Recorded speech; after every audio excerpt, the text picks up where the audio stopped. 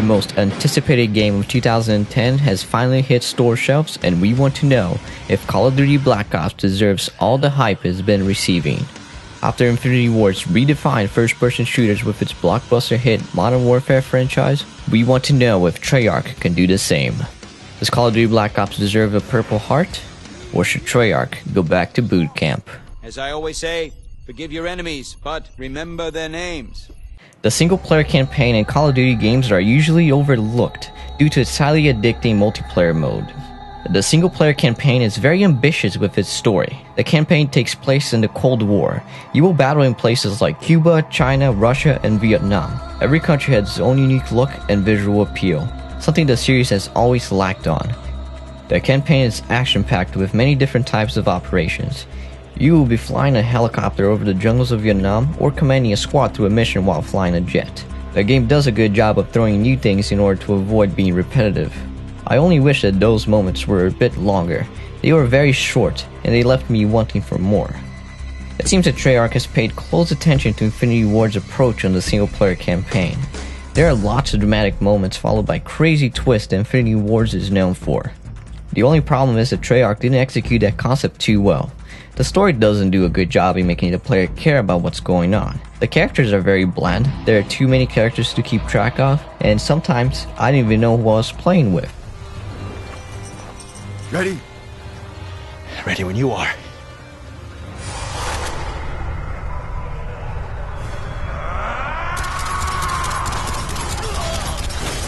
On top of that, the story is too confusing. It tries to stay mysterious throughout your playthrough, but it never really satisfies the player with a logical explanation. Just make sure that he suffers. He will know suffering beyond his darkest fears.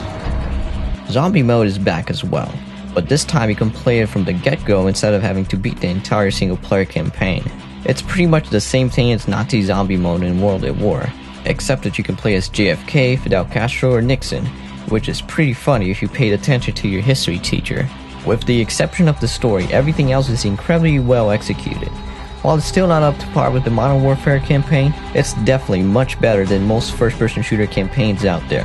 And if your internet ever goes down, you should definitely check it out. Woods, you look like hammered shit. Self-confident shit, you chunk. It's not, baby.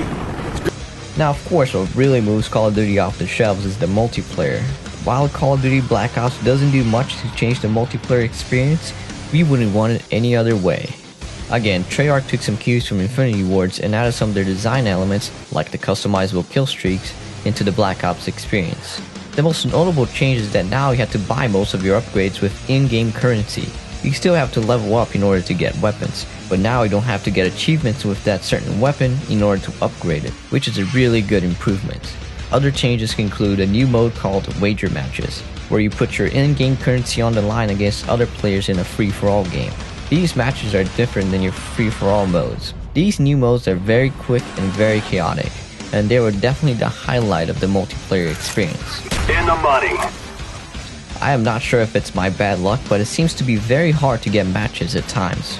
I have waited up to 5 minutes sometimes in order to get a match, which is not a good sign for a game that has just launched. Overall, the multiplayer is addicting as ever, and if you loved the online multiplayer in the past, then you will certainly love the online experience that Black Ops has to offer. What the fuck, man? And on a side note, the RCXD cars are freaking awesome.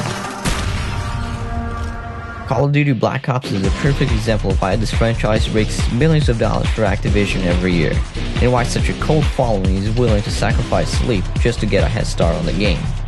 While the single-player campaign is still not up to par with the Modern Warfare games, it still delivers a satisfying experience that will keep you well entertained throughout your playthrough. If you are a fan of the franchise or first-person shooters, then Call of Duty Black Ops is well worth the time and money.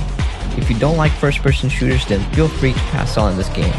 While the game is good, it's not a genre-defining game, and it doesn't do much to change the already established format for the Call of Duty franchise.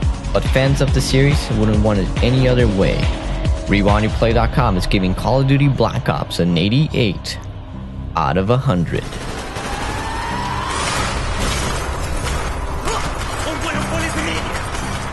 Weaver!